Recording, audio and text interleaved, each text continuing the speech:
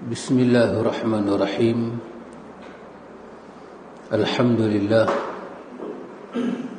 Alhamdulillah alladzi bi dzikrillahi tatma'innul qulub. Ala bi dzikrillahi tatma'innul qulub. Wa usalli wa usallim ala hadzal nabiyil karim alladzi arsalahu rahmatan lil alamin. وعلى آله وأصحابه أجمعين أما بعد. إخوة الإيمان إخوة في الدين أعزكم الله وأحبكم في الله. أوصيكم وإياي بتقوى الله فقد فاز من اتقى.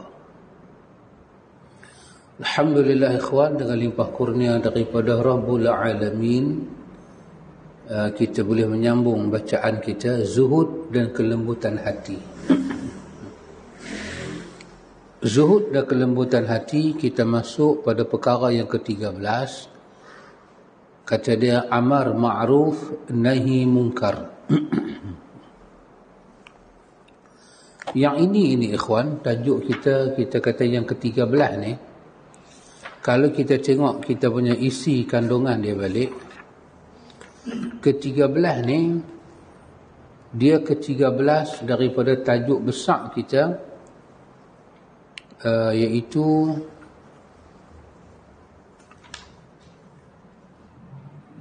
tajuk besar kita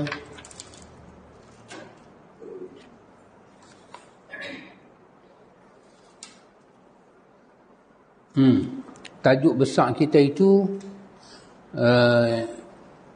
faktor-faktor kehidupan hati dan makanannya yang bermanfaat.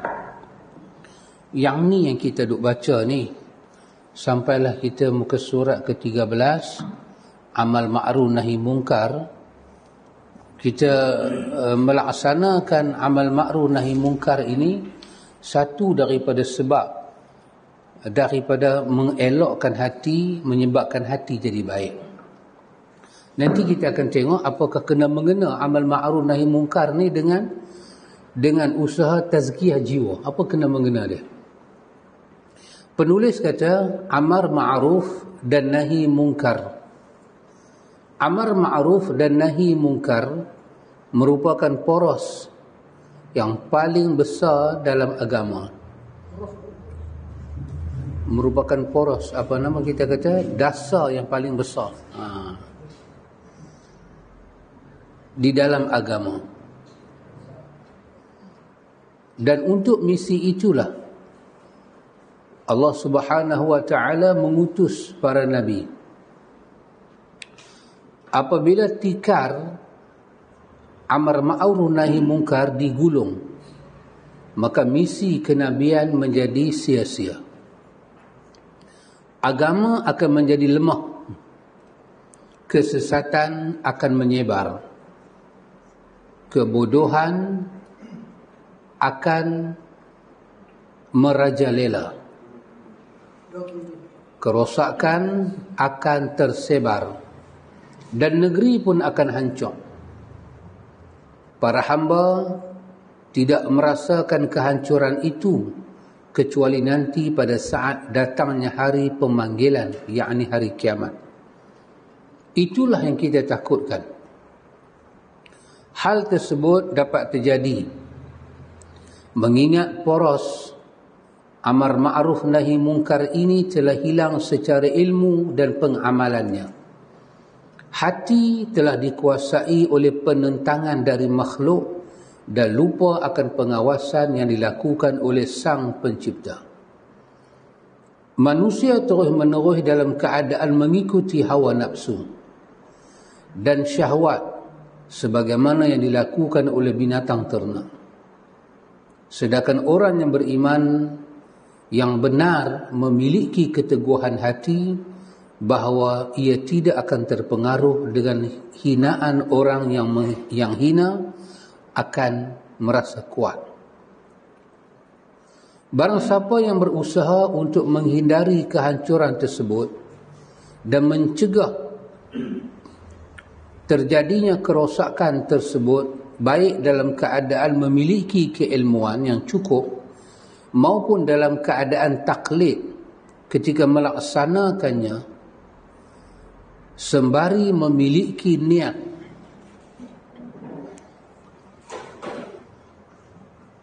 untuk memperbaharui sunnah tersebut, membangkitkannya dan menghidupkannya, maka ia telah menjadi orang yang berpengaruh di antara makhluk kerana telah menghidupkan sunnah sepanjang zaman sampai kematiannya. Dia adalah satu-satunya orang yang melakukan kedekatan yang pada dasarnya kedekatan tersebut berkurang dari puncaknya. Wallahu ta'ala a'lam. Allah Ta'ala yang maha mengetahui. Ikhwan, pada peringkat awal ini penulis sedang bagi tahu pada kita apakah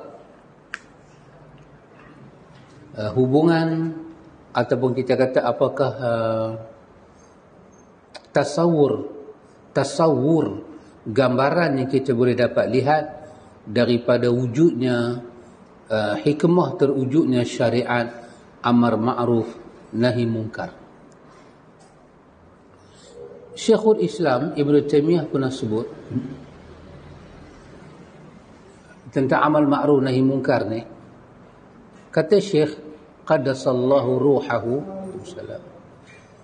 dia kata al-amru bil ma'ruf wa nahyu 'anil munkar alladhi unzila bihi kutubihi wa arsala bihi rusulihi minad dini. Syekhul Islam kata amal ma'ruf nahi munkar, amal ma'ruf nahi munkar inilah tujuan dengannya Allah Ta'ala turunkan kitab-kitabnya dan Allah utuskan dengannya rasul-rasulnya daripada agama ni. Imam Ibn Taymiyah nak bagi kita faham apakah makna amar ma'ruf, apakah tasawur yang kita boleh nampak satu gambaran, maka dia guna perkataan ini. Kenapa Allah turunkan kitab dia? Kenapa Allah hantar Nabi dia? Kerana untuk melaksanakan dua benda besar ni. Apa dia? Al-amru bil ma'ruf dan nahyu 'anil munkar. Dari perkataan Syekhul Islam tu, cuba kita renung apa yang kita boleh nota dan kita boleh ambil. Maknanya isi dan muatan agama ini adalah al-amru bil ma'ruf dan nahyu 'anil munkar. Imam Ghazali dalam kitab dia Bidayah, dia kata apa? Dia kata agama ni ada dua bahagian. Agama ni ada dua bahagian. Dua bahagian ini daripada takwa. Satu bahagian menyempurnakan satu bahagian. Maka lengkaplah isi takwa. Bahagian yang pertama agama ini adalah bahagian melaksanakan perintah. Sama ada perintah fardu atau perintah sunat. Bahagian kedua daripada agama ini adalah menjauhi larangan. Menjauhi larangan. Melaksanakan perintah itu bahagian daripada takwa. Meninggalkan larangan itu kesempurnaan takwa. Maka pada bahagian melaksanakan perintah itulah dipanggil dengan al-amru bil ma'ruf. Bahagian menjauhi segala larangan itulah dipanggil dengan an-nahyu 'anil munkar. Jadi itulah isi agama.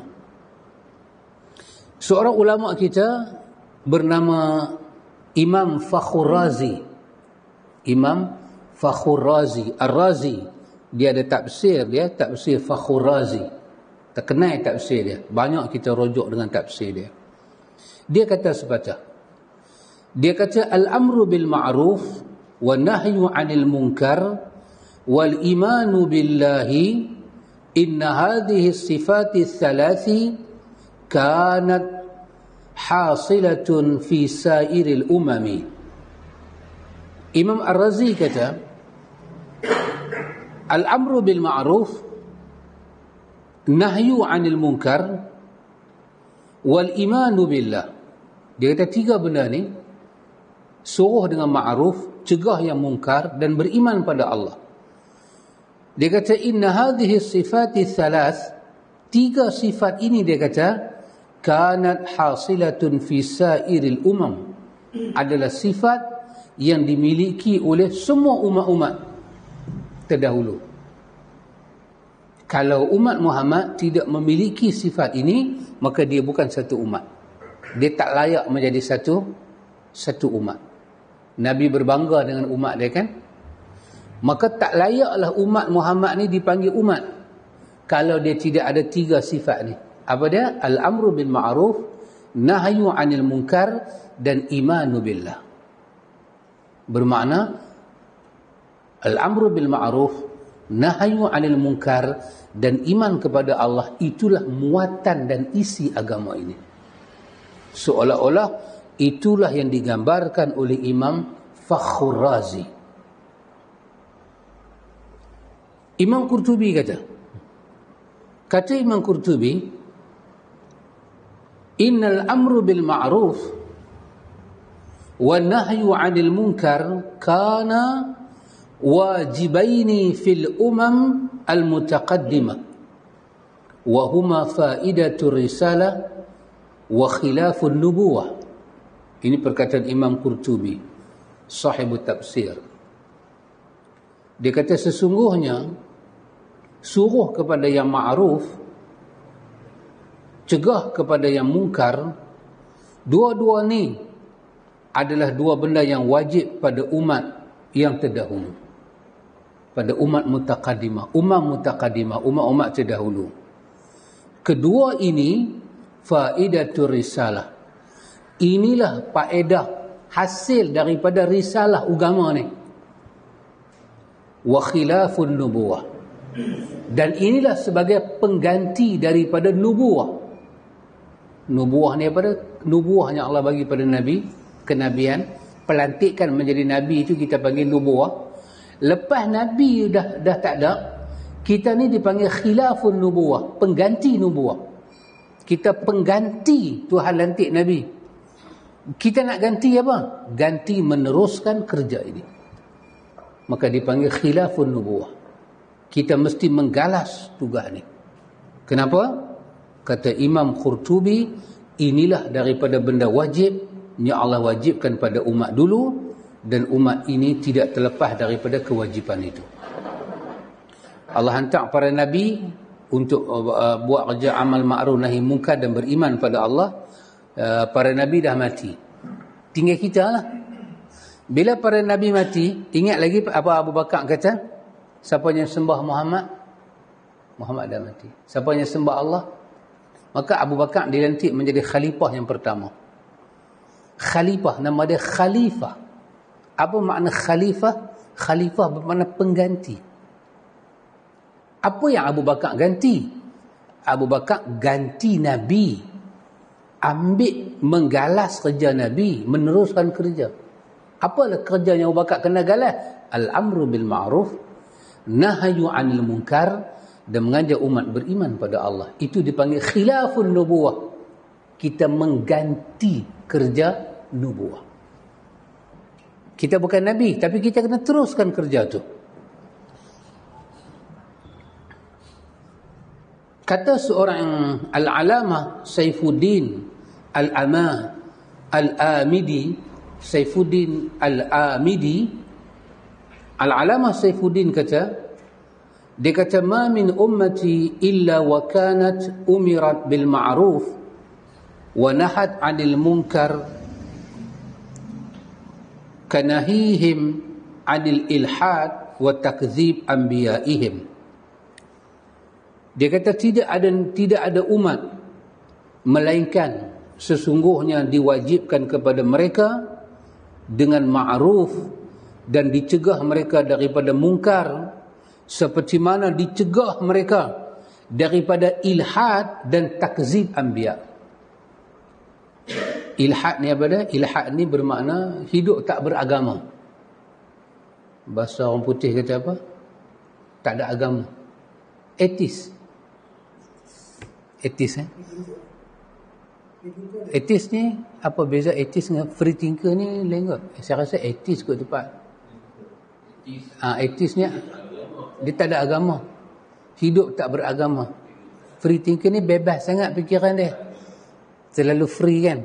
Menyebabkan sampai free tu sampai jadi kritikal. Masalah fikiran tu jadi berat pula dah. Dia hidup dalam keadaan tak ambil berat pasal agama, tak beragama. Maka al-amru bil ma'ruf, Allah hantar Nabi dulu, kata Al-Alamah Saifuddin Al-Amidi, mereka umat-umat diperintah kepada ma'ruf, dicegah daripada mungkar. Maka apa dia di antara contoh mungkar itu? Dicegah mereka daripada ilhad dan takzib anbiya. Ilhad, hidup tak beragama, cegah, dan mendustakan Nabi-Nabi, tak percaya dengan Nabi-Nabi, tolak sunnah-sunnah Nabi. Ini semua termasuk di dalam mungkar. Syekhul Islam Ibn Taymiyah kata, dan Syekhul Islam Imam Ibn Qayyim pun kata benda yang sama, kalahuma bil lafzi wahid. Mereka ni menggunakan lafaz yang satu. Ibn Qayyim mengambil daripada Ibn Taymiyah. Bila mereka bercakap amal ma'ruf nahi mungkar, mereka akan sama. Mereka ni sama. Kalimah mereka ni kalimah besar, sama. Ibn Taymiyah dengan Imam Ibn Qayyim al-Jauziyah. Mereka kata apa? Iza jama'ud din wa jami'ul wilayatil islamiyah huwa amrun wa nahyun, فالأمر الذي بعث الله به رسوله وهو المعروف، والنهي الذي بعثه به وهو النهي عن المنكر، وهذا نعت النبي والمؤمنين. Ini sangat menarik. Kata kedua-dua tokoh ni, idza jama'uddin, kalau kita kumpulkan agama. Maksudnya kalau kita kumpul ilmu yang ada dalam agama ni, dasar-dasar yang ada dalam Islam ni, wa jami'il wilayatil islamiyah, dan kita himpunkan ke semua wilayah Islam, pengetahuan kita tentang Islam. Ilmu Islam ni punya banyak memang, sampai digambarkan satu wilayah. Wilayah ni apa? Sempadan daripada satu daerah, satu negeri ke satu negara ke satu negara.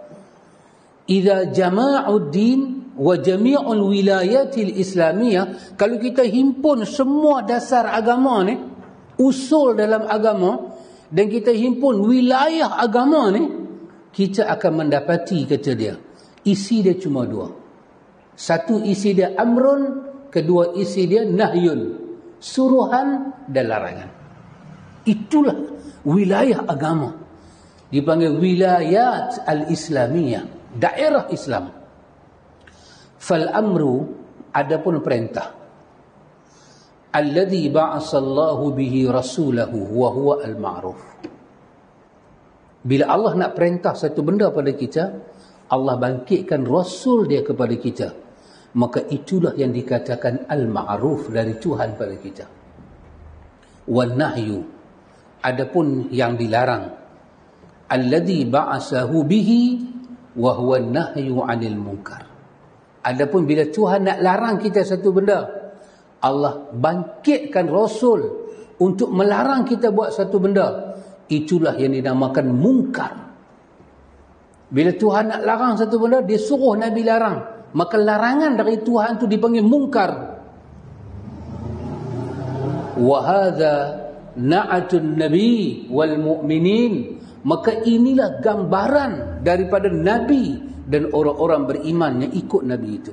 Hidup mereka itu kaya dan penuh dengan dua benda ni. Apa dia? Al-amru wan nahyu. Kata kedua-dua ni, kata dia kata jami'ul wilayat al-islamiyah maqsuduha al-amru bil ma'ruf wan nahyu 'anil munkar. Dia kata dikumpulkan wilayah Islam ini, maksudnya ialah, maksud daripada wilayah Islam ini ialah menyuruh kepada yang ma'ruf, mencegah pada yang munkar. Itulah isi dan inti daripada Islam. Takat kita baca takat ni, kita boleh nampak tak tasawur bila sebut amru bil al-amru bil ma'ruf wa nahyu 'anil munkar. Itu wilayah dia. Kalau ini tak ada, kalau bab ni tak ada dalam Islam, bermakna Islam telah hilang wilayah. Maka bila-bila kita bercakap pasal Islam, kita tak boleh pisahkan daripada membincangkan tajuk, kita kata amar ma'ruf nahi munkar. Maka elok kita belajar sebut dengan sebutan yang betul. Al-amru bil ma'ruf wan nahyu 'anil munkar. Bukan amar ma'ruf. Al-amru bil ma'ruf. Dan nahyu, an-nahyu 'anil munkar. Ini adalah jama'uddin dan jami'ul wilayat al-islamiyah. Ini adalah himpunan daripada isi agama, dan inilah daerah agama. Jadi kalau agama ni tidak ada amal ma'ruf nahi munkar, agama ni tak ada sempadan. Maka agama ni tak ada beza dengan agama lain yang tak ada sempadan. Tak ada larangan, tak ada aturan, tak ada suruhan.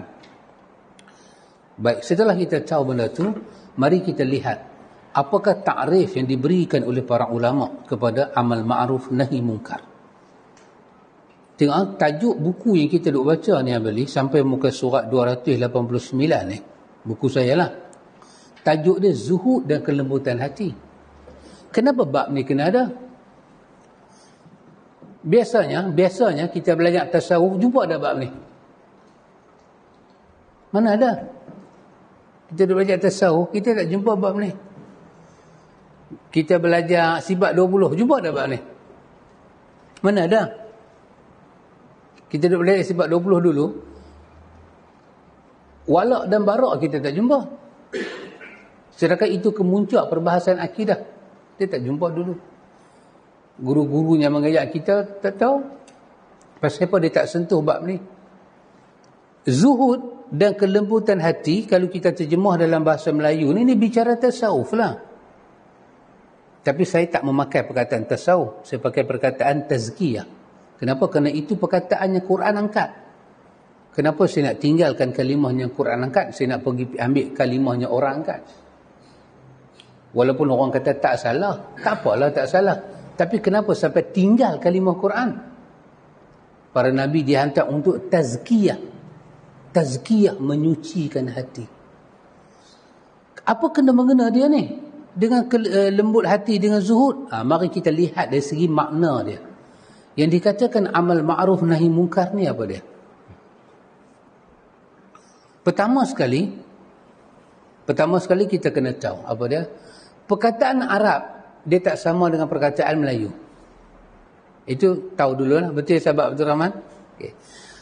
Perkataan Arab, kita kena bincang perkataan Arab mengikut perkataan itu punya, dia punya apa? Dia punya apa? Gelombang perkataan tu sampai mana dia pergi? Gelombang. Bermakna kalimah tu dikembangkan sampai ke mana? Jadi selagi mana kalimah tu boleh kembang, kita nak kena ikuti perkembangan kalimah tu untuk mencari makna dia. Sebab kalimah Arab ni kalimatul hayat. Kalimah dia hidup. Dia tak mati. Macam orang Melayu kalau kata satu makna, satu makna. Arab kalimah dia hidup. Kita pukul kan? Tapi kita tanya jam pun pukul berapa? Spelling dia sama juga. Kata jam berapa? Saat ni dia fikir pula 1, 2, 3, 4 jam. Ha? Macam mana? Kita nak cari makna dia, kita kena tengok tang mana dia berjalan-jalan dan dia berhenti. Bila dia berhenti, baru kita boleh titik makna dia. Selagi dia duduk berjalan, kita tak boleh titik makna dia. Kerana perkataan al-amru satu perkataan, al-ma'ruf satu perkataan, an-nahyu satu perkataan, al-munkar satu perkataan. Jadi bila dia dicentum, maka kita terpaksa mengikuti balaghah dia, susunan kata dia, ke mana dia pergi. Maka kita tak boleh kata dia ada satu makna. Kita kena ikuti sehinggalah kita berjaya kuasai keseluruhan makna, baru kita dapat buat satu kesimpulan. Kerana itulah kita bila belajar bahasa Arab, kita terpaksa ada kamus. Kamus ni bukan satu jilid, sampai berbelah-belah jilid. Lisanul Arab, Imam Ibn Manzur buat berbelah-belah jilid. Al-Ma'rifat, berbelah-belah jilid. Kita terpaksa buka kamus tu, tengok bagaimana kalimah tu kembang, sampai berbelah-belah muka surat. Satu kalimah nak dipaham, ulama buat contoh. Maka baru kita boleh faham. Sekarang Allah Ta'ala menggunakan perkataan al-amru bil ma'ruf wa nahyu 'anil munkar. Itu salah satunya kita tengok muka surat sebelah tu, ayat itu yang Allah Ta'ala guna. Wal takum minkum ummatun yad'una ilal khairi wa ya'muruna bil ma'rufi wa yanhauna 'anil munkari wa ulaika humul muflihun. Allah guna kalimah tu. Dan lagi satu ayat muka surat sebelah lagi, Allah guna perkataan kuntum khaira ummatin ukhrijat lin-nasi ta'muruna bil ma'rufi wa tanhauna 'anil munkari wa tu'minuna billahi. Ini ayat-ayat contoh dalam Quran. Allah menggunakan kalimah al-amru bil ma'ruf, an-nahyu 'anil munkar. Maka sekarang ni kita nak cari makna dia dulu. Apakah yang boleh kita pakai untuk perkataan al-amru bil ma'ruf?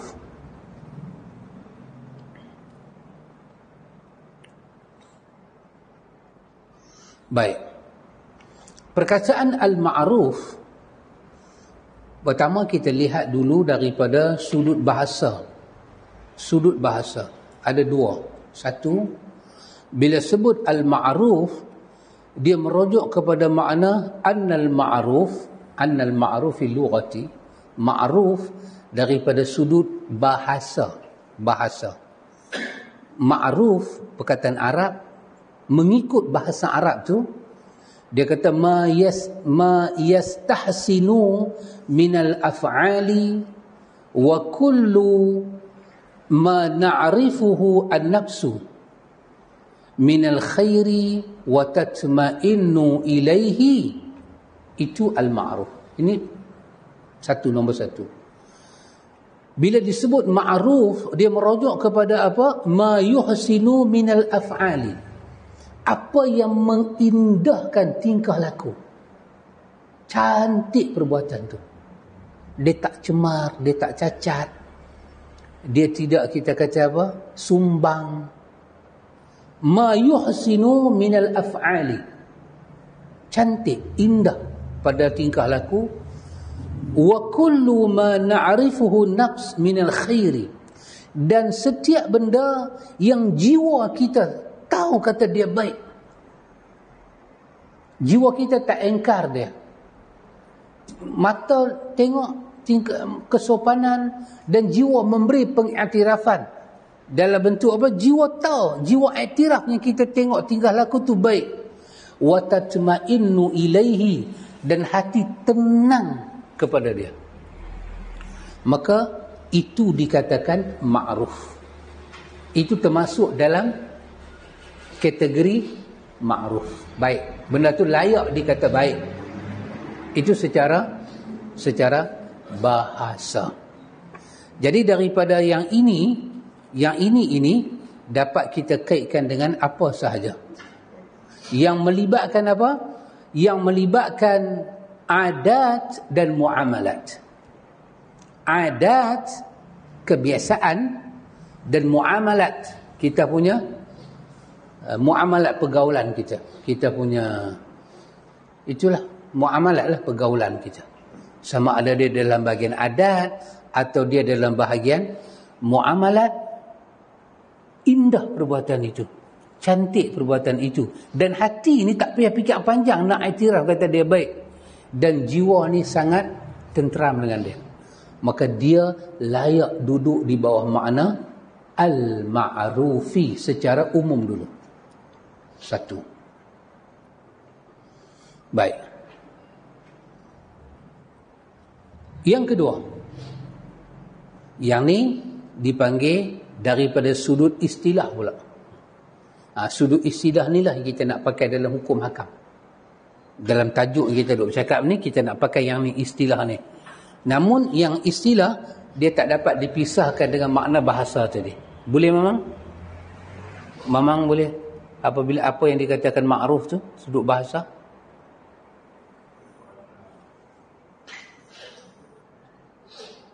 Keponakan, jangan sengap, bantu Mamang. Indah daripada apa? Tingkah laku, adat dan muamalah.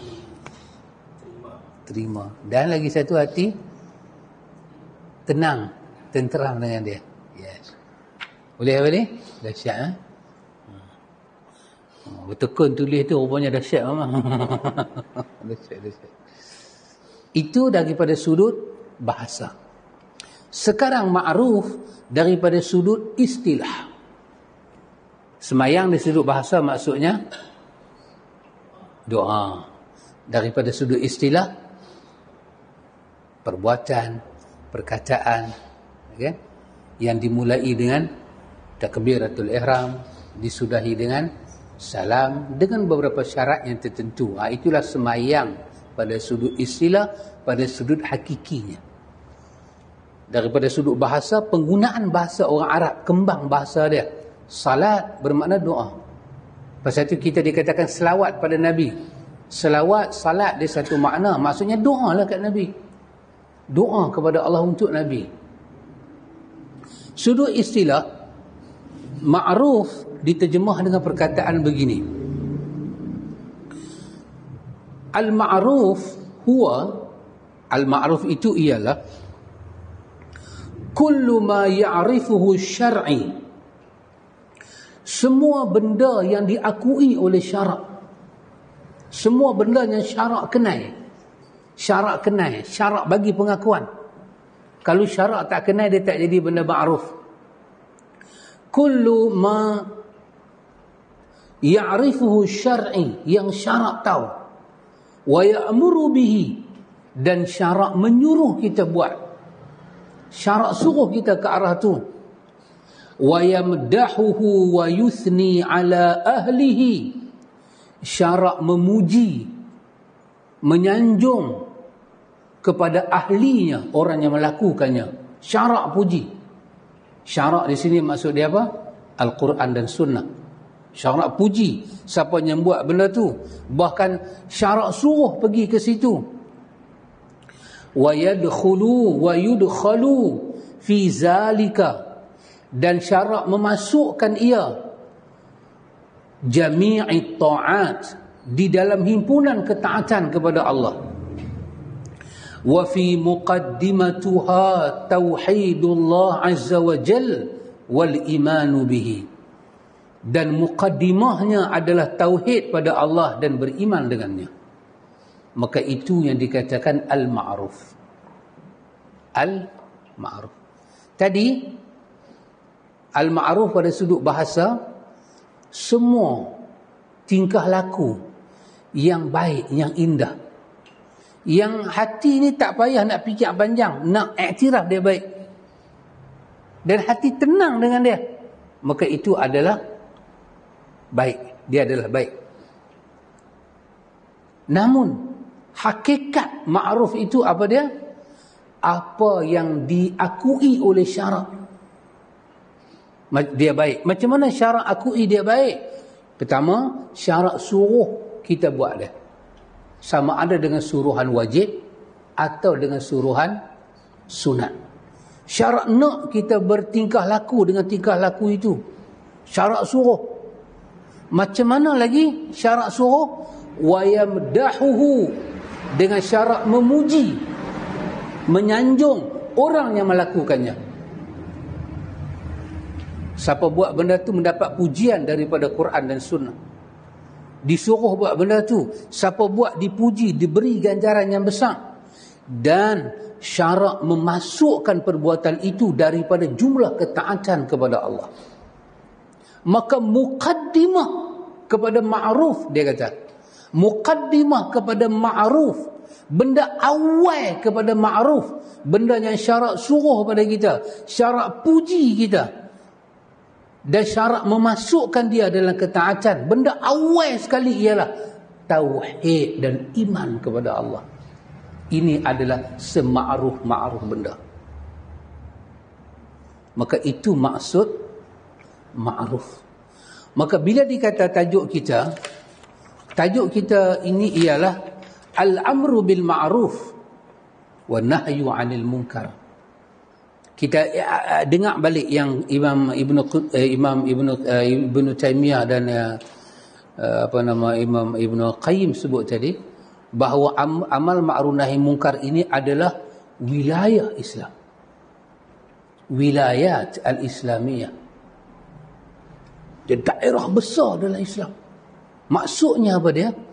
Al-amru bil ma'ruf ini adalah semua perbuatan yang elok, perkataan yang elok, yang syarak suruh kita buat dengan suruhan sunat atau wajib, dan syarak memuji, memberi penghargaan pada tingkah laku itu, dan dimasukkan perbuatan itu satu jumlah daripada ketaatan pada Allah.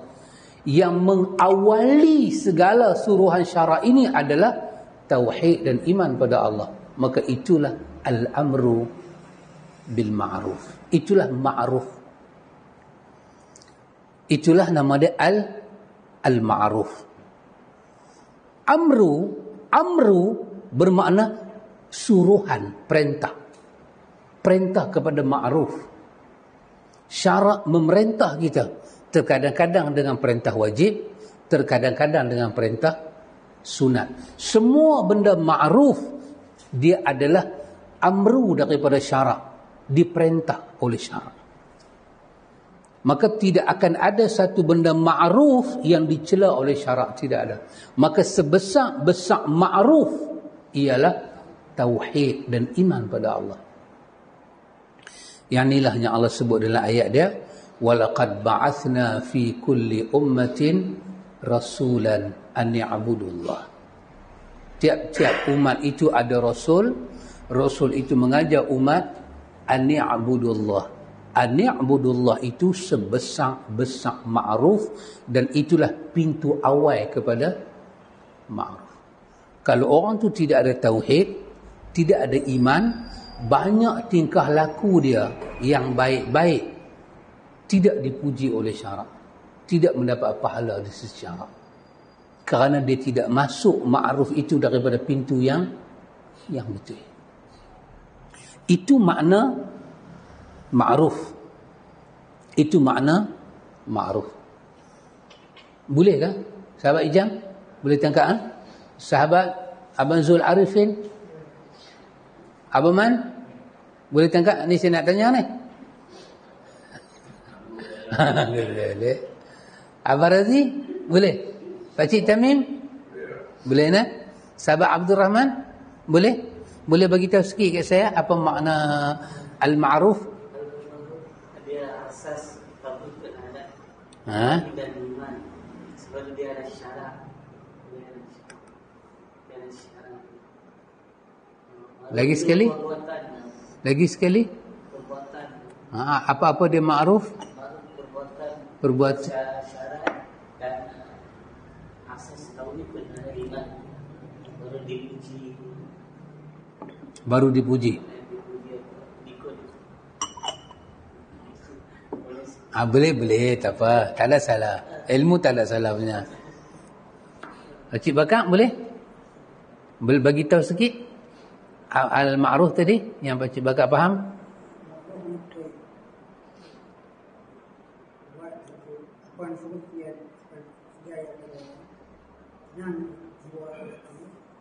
Itulah ma'ruf. Boleh Mamang? Yang Mamang abang, yang Mamang tulis punya. Yang Mamang tulis punya. Apa dia?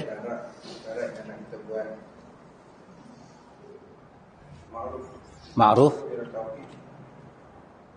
Ma'ruf ialah tauhid pada Allah. Ha?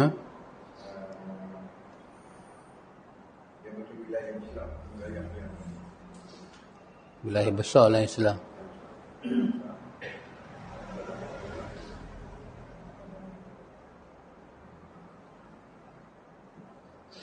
Dan kalau elok, ada perbuatan yang elok, dan puji kalau kita ikut dari akhir iman. Keponakan? Ada nak bantah memangkan, nak tambah ke? Semua benda yang syarak akui. Lagi akui syarak tu maksudnya macam mana?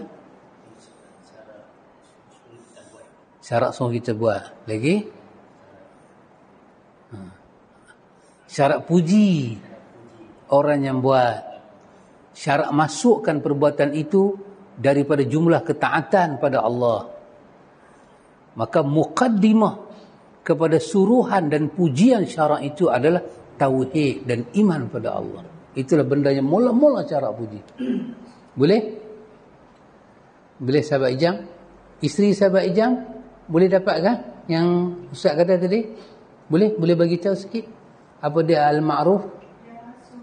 Suruhan. Suruhan.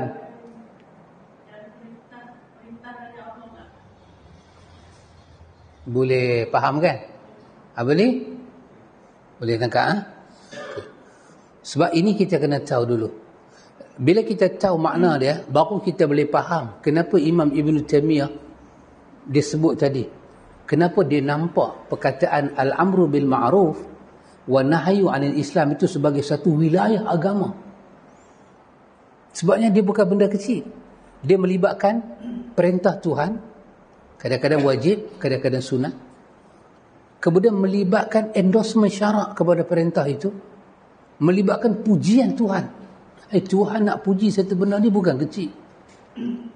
Tuhan puji Nabi Muhammad. Bukan kecil Nabi Muhammad tu dipuji Tuhan. Akhlak dan ibadat dia. Allah puji Nabi Muhammad ni bukan Tuhan puji akhlak dia saja.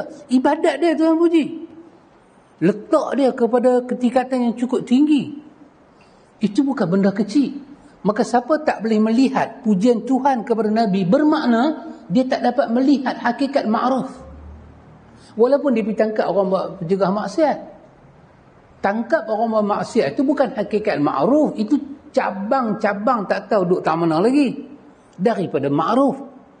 Tapi hakikat daripada ma'ruf itu apa dia? Dia melibatkan apa yang indah daripada perbuatan.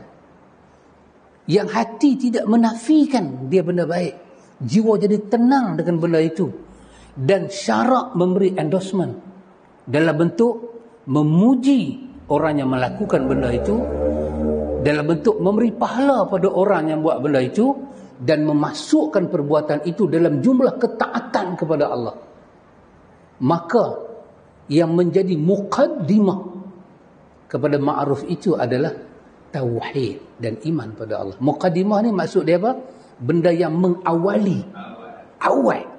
Segala-galanya start dengan tauhid dan iman. Itulah induk kepada al-ma'ruf. Kita kutip kaca tepi jalan, paku tepi jalan, itu cebisan. Maka pahala tak diberi kalau muqaddimah tak ada. Tak ada. Maka sebesar-besar ma'ruf adalah an ya'budullah, tauhid kepada Allah. Ini kalau kita nak dapat reward lah, macam syahadah dulu. Ya. Boleh faham tak? Kosong lah. Kosong lah daripada pujian Tuhan. Walaupun kita tahu dia memang benda yang baik. Walaupun dia buat benda tu baik. Itu yang cakap pada benda ni. Ya. Setelah bahasa, Ya. dia ada adat dalam pergaulan memang kita nampak buatan baik. Iya. Dalam adat, dalam muamalat, kita tak nafi dia baik. Kita nabi baik. Nah, kita tak nafi. Semua baik. Baca orang kafir pergi tolong anjing tersepit di jalan. Benda baik. Itu adat. Kita tak nafikan. Hati kita pun tak payah nak fikir panjang. Baik ke tak baik? Baik, confirm. Dan kita tengok benda tu tenang hati kita. Satu nyawa diselamatkan. Tetapi untuk memasukkan benda tu dalam ketaatan kepada Allah, Belum tentu lagi. Kerana dia kena masuk pintu dia. Untuk tolong anjing tepi jalan tu memberi pahala akhirat, dia kena masuk daripada pintu dia. Apa dia? Tauhid dan iman pada Allah. Itulah. Ya. Memang orang bagi salam lah. Kita nak Tuhan bagi pahala, tauhid lah pada Tuhan. Jangan menduakan dia. Maka akan terjadilah keelokan tingkah laku pada adat dan muamalat, dan keelokan benda itu di sisi syarak. Maka sempurnalah makna al-ma'ruf. Maka orang kafir, mereka ada al-ma'ruf, mereka ada ma'ruf, tapi ma'ruf mereka tak sempurna. Berbeza orang Islam.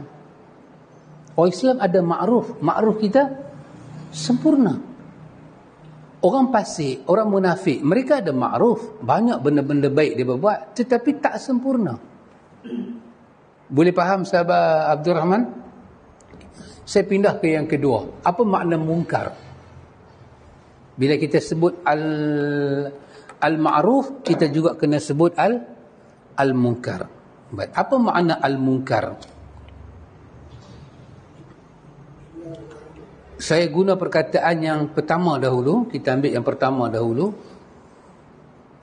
Perkataan mungkar, ini pada sudut bahasa dulu.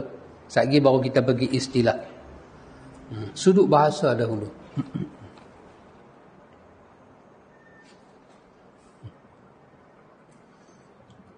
Mungkar, perkataan mungkar dia khilaful ma'ruf.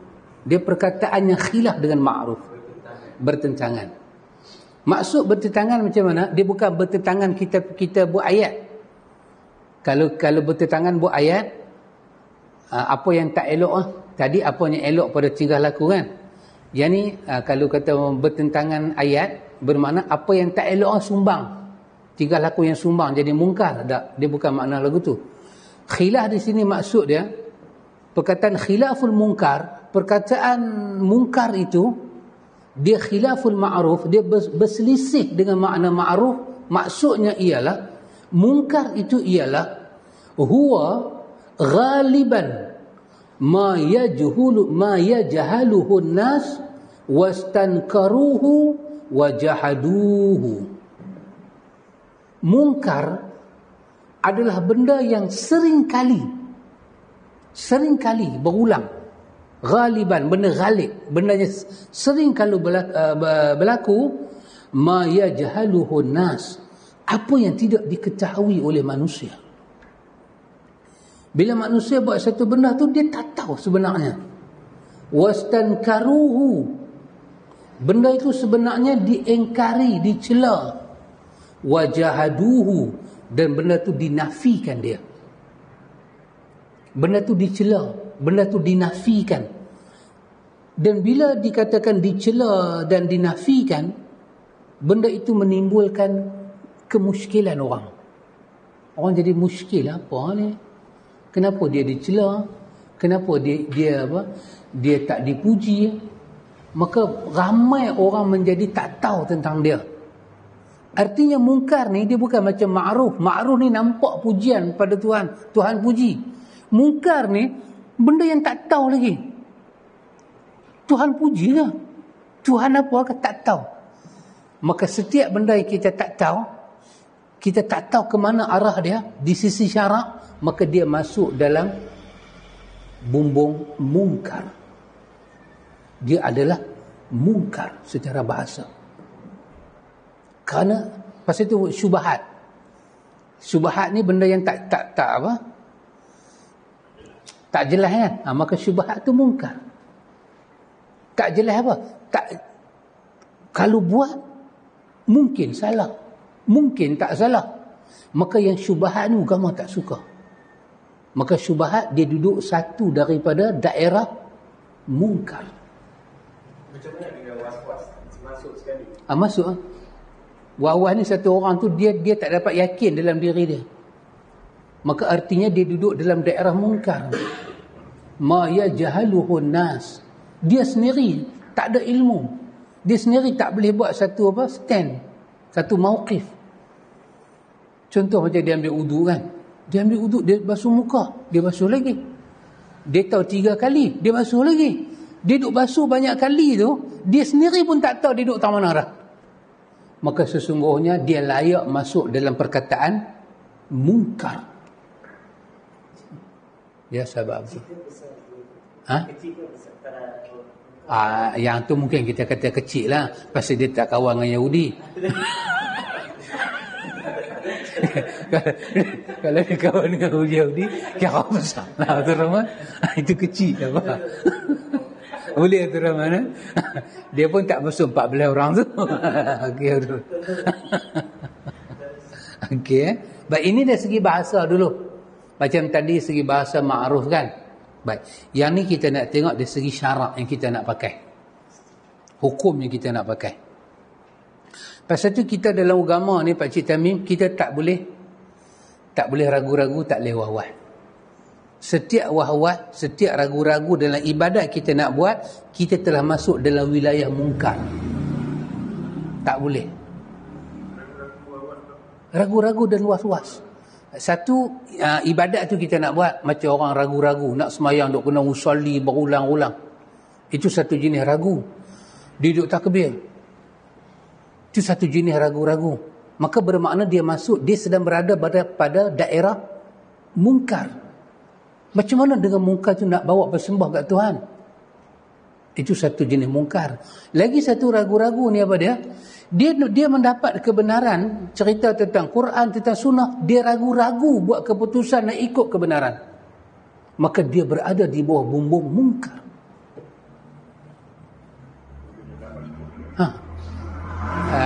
Dia bukan tak pasti, dia tak pasti nak buat keputusan. Sedangkan benda tu nyata depan dia. Yang ni sunnah, yang ni bid'ah. Dia tak ada stand. Dia nak ambil sunnah, dia tahu sunnah tu benar. Dia nak ambil sunnah tu, dia takut orang maki dia, orang cerca dia. Maka jiwa dia muzabzabina haula baina haula'i wa haula. Dia duduk macam tu. Mungkin juga kerana maka artinya dalam keraguan lagu tu, dia berada di atas kepala dia tu ada kalimah mungkar. Mungkar ni benda ma yajhaluhun nas. Manusia dalam kejahilan. Sedangkan dia duduk dalam suasana dicela, dia tak tahu. Dalam suasana nafi, agama nafi apa dia buat, dia tak tahu. Berbeza dengan ma'ruf tadi, sudut bahasa. Dia tingkah laku yang dipuji. Dia awal-awal dipuji dah. Yang ni awal-awal dah kena celah. Tengok, itu daripada sudut bahasa. Dan benda ni ghaliban, sering berlaku. Berulang-ulang, kebiasaan jadi. Tak dapat buat keputusan, ragu-ragu, tak dapat memilih. Ya? Ya, mungkin. Iblis sukalah benda lagu ni. Iwaswisu fi sudurin nas, dia was-waskan orang. Kenapa dah ada sunnah nak ikut bid'ah? Soalannya kenapa? Sebaik-baik petunjuk Muhammad, itu sunnah Muhammad. Bid'ah ni apa dia? Benda Muhammad tak ajak, Muhammad tak suruh buat, Muhammad tak bagi isyarat pun untuk buat, Muhammad tak bagi apa-apa untuk kita buat. Maka apa yang Muhammad tak buat, maka menjadi sunnah untuk kita tak buat. Benda Muhammad buat menjadi sunnah untuk kita buat. Dia tak boleh ambil keputusan. Maka dia berada dalam daerah mungkar. Maka kita belajar dekat tu, kita ambil Ibnu Taimiyah sebut tadi apa dia? Islam ini mempunyai daerah yang besar. Para nabi dihantar oleh Allah untuk menyerang mungkar. Tak boleh ada dalam jiwa kita mungkar. Maka ragu itu daripada mungkar. Baik, sekarang ni kita tengok daripada sudut istilah yang kita nak pakai. Tengok perkataan yang dipakai. Fil istilahi, dalam sudut istilahnya ialah huwa kullu ma yankiruhu syara' wa yanha anhu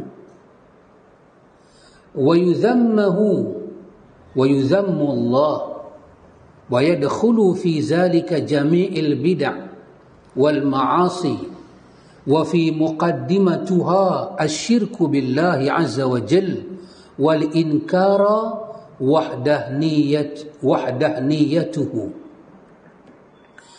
Munkar adalah apa yang diingkar oleh syarak. Syarak ingkar, syarak larang. Wa yanha anhu, syarak larang kita buat, syarak ingkar. Wa yuzammahu, syarak cela kita buat. Wa yuzammu Allah mencela, mengutuk orang itu.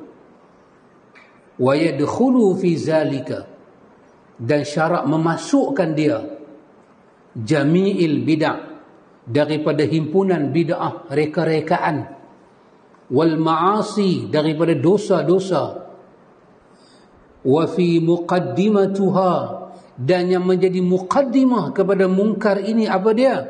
Asyirku billah, syirik kepada Allah. Wal inkaru wahdaniyati, dan ingkar kepada keesaannya. Itulah mungkar, itulah muqaddimah mungkar. Mungkar adalah satu kebiasaan manusia duduk dalam satu keadaan syarak keji keadaan dia tu. Keji dengan apa? Keji dengan nas. Datang hadis. Hadis melarang buat. Bermakna hadis larang buat tu. Kemudian hadis menyediakan azab untuk orang yang buat. Kemudian kadang-kadang hadis menyebut dengan nama-nama tak elok kepada siapa yang buat. Itu maksud dia apa? Celaan daripada agama. Bertubi-tubi nas datang, jangan buat, jangan buat, jangan buat. Menyediakan azab di hari akhirat. Maka itu maksud dia apa? Bertubi-tubi syarak mencela benda itu. Dan Tuhan mencela. Maknanya Allah cela melalui firman dia. Ayat Quran dan daripada hadis Nabi dicela.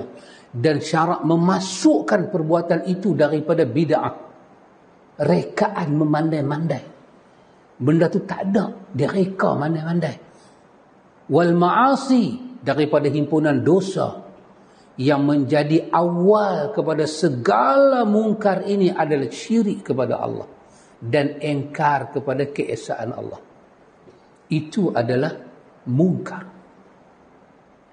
Jadi untuk itulah Imam Ibn Taimiyah kata para Nabi dihantar untuk menjalankan kerja al-amru bil ma'ruf wa nahyu 'anil munkar. Jadi munkar sahabat Abdul Rahman ada kecil, ada besar. Walaupun dia kecil, dia tetap nama munkar, dia tetap dicela. Bid'ah masuk di dalam munkar. Kerana bid'ah dicela, dikutuk. Sampai Nabi kata dalalah. Perkataan dalalah ni bukan perkataan puji. Ini perkataan hina, kutuk. Maka bid'ah itu daripada mungkar. Was-was daripada mungkar.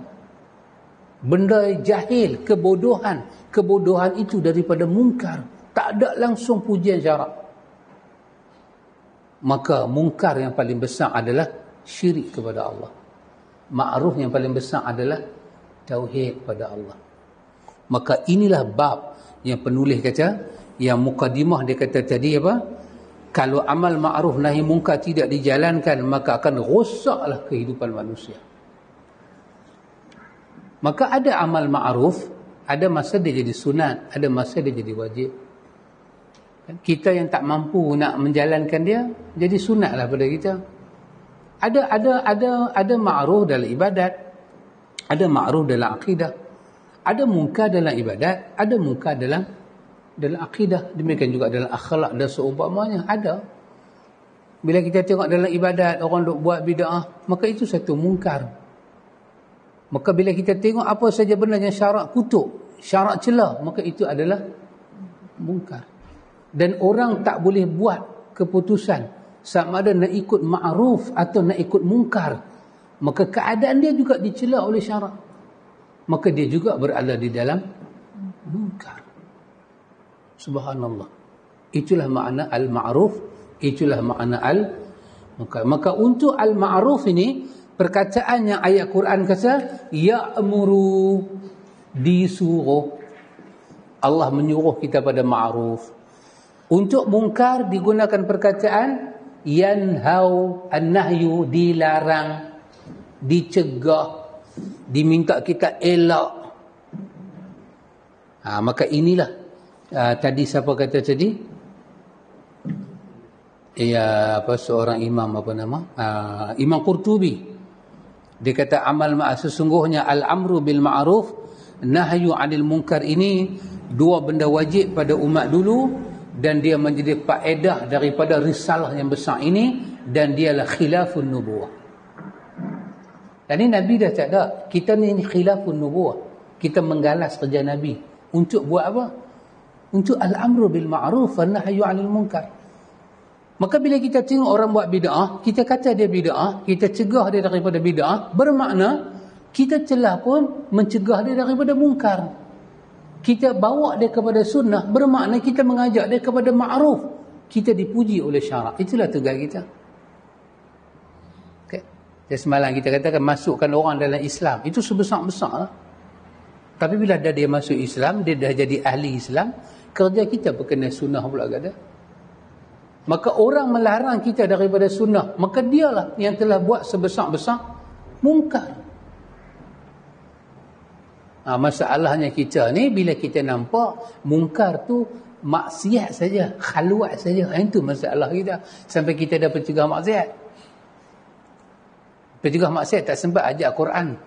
Mau kita angkat maksiat. Tunda kelah Quran. Jadi mana ada orang tangkap orang melakukan bid'ah? Mana ada orang tangkap orang baca hadis palsu? Yang kena tangkap siapa dia? Yang baca hadis sahih. Dalam 14 tu ada segong. Abdul Rahman. 16.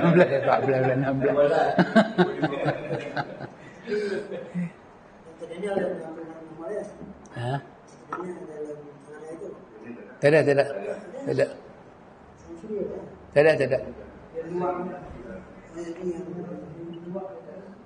Yang tu yang mana tak tahu dia buat banyak-banyak tu. Ni yang maib babnya. Ni yang maib babnya. Baik pilih. Yang penting bila kita belajar tajuk amal ma'ruf nahi mungkar ni, kita kena tahu diri kita di mana. Kalau orang tunjuk pada kita, orang kata tu cuba tengok lelaki perempuan tu naik motor tak menikah, mungkar tu, maka kita kata mungkar lah. Tetapi itu bukan hakikat dia lagi, itu cabang dia. Dalam diri dia masih ada tauhid pada Allah, dia masih iman pada Allah, tak ada tanda-tanda syirik pada dia, maka dia daripada cabang. Maka mudah Allah nak ampun dia, dan mudah dia beristighfar kepada Allah. Tapi bila kita fokus benda tu terlalu besar, masalah. Orang khaluat, orang duduk dalam hotel, kita pergi ketuk, pergi teropong. Dalam Rahman pergi teropong. Bukan senang nak tangkap orang ni kalau tak teropong. Sampai macam tu kita punya faham kata itu mungkar. Nampaknya melesetlah juga cara kita faham tu. Inilah kepahaman yang jelas yang kita ambil daripada ilmu yang para ulama tulis. Baik. Dalam tajuk amal ma'ruf nahi munkar ni ikhwan, dia ada lagi dua benda mesti diselit. Satu dia panggil an-nasihah, satu dia panggil hisbah. Sebab amal ma'ruf nahi munkar ni, bila kita cakap pasal dia punya gandingan ada dua benda ni.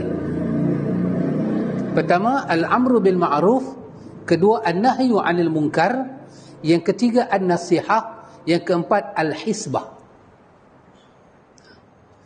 Jadi perkataan mungkar ataupun al-amru bil ma'ruf, takat yang kita belajar ni, dia merujuk kepada benda yang dipuji oleh Allah, itu nama dia ma'ruf. Benda yang dicela oleh Tuhan, itu nama dia mungkar. Maka kita al-amru disuruh buat benda yang dipuji. Nahyu dilarang, jauhi benda yang dicegah. Baik. Masa kita pergi, masa kita nak bagi tahu kepada orang ini ma'ruf, ini mungkar, macam saya duk bagi tahu, maka saya yang bagi tahu ni dipanggil an-nasihah. orang yang sedang memberi nasihat. Apa itu ma'ruf? Saya bukan ma'ruf, saya bukan mungkar. Ma'ruf ataupun mungkar pada benda tu. Saya ni apa nama dia? Saya ni dipanggil hisbah. Orang yang menjalankan al-amru, orang yang menjalankan al-ma'ruf ataupun al-munkar.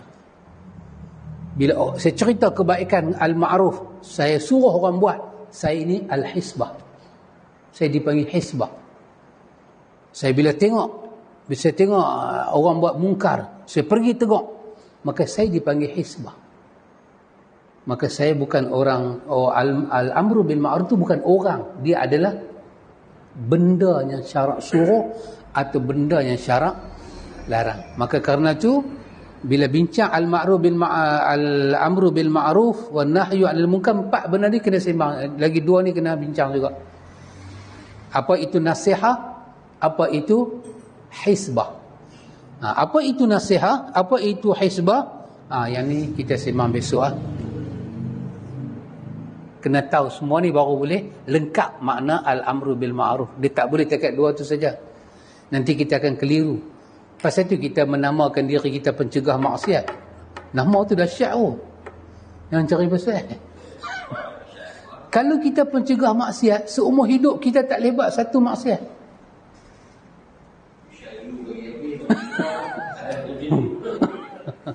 Dahsyat tu nama kita bagi. Kita pencegah maksiat. Agama tak bagi kita pencegah maksiat. Kita hisbah. Kita orang yang menjalankan apa yang Tuhan suruh buat. Dan kita tak menafikan, kadang-kadang kita dalam daerah mungkar. Tapi kalau kita pakai gelaran saya pencegah maksiat, Allahu Akbar. Saya ingat Imam Ghazali pun lari tu. Ulama kita tak ada pencegah maksiat macam orang tu. Dahsyat Abdul Rahman. Kan? Jadi kita belajar ulat besok apa makna nasihat, apa makna hisbah. Wallahu ta'ala a'lam. Subhanakallahumma wa bihamdika asyhadu an la ilaha illa anta astaghfiruka wa atubu ilaik. Sallallahu